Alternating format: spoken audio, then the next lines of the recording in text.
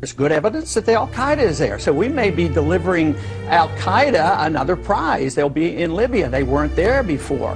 Doctors are quitting and fewer will want to go in. So the quality of care, if that's the goal, they destroy everything. They destroy our freedoms of choice. It costs a lot more, and it destroys the quality. We've already pumped in $700 billion. Here's another $700 billion. This is going to destroy the dollar. That's what you should be concerned about. You offer no change. You have the same foreign policy. You want more troops in Afghanistan. You're not talking about only going to war with a declaration. You don't want to deal with the monetary, financial crisis in this country. You want to keep, the system together for the benefit of the banks and the big corporations and the politicians. I think we're going to have a collapse before they come around to really thinking seriously, about monetary policy and why we have to revamp it.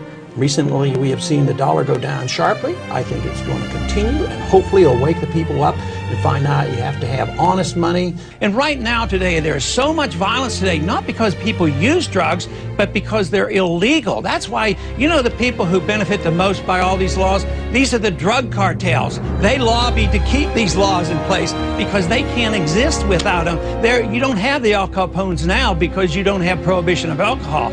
Prohibition is what is bad. The way I see this, if this doesn't change, I see what has happened to the American people is we have accepted the notion that we should be treated like cattle.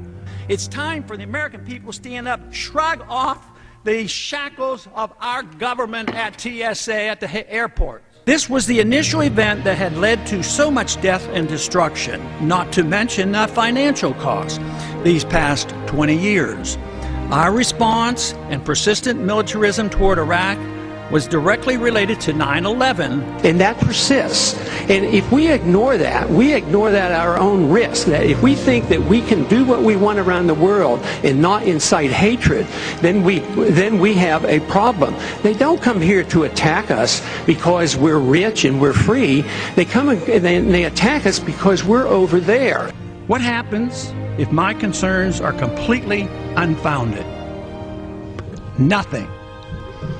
But what happens if my concerns are justified and ignored? Nothing good.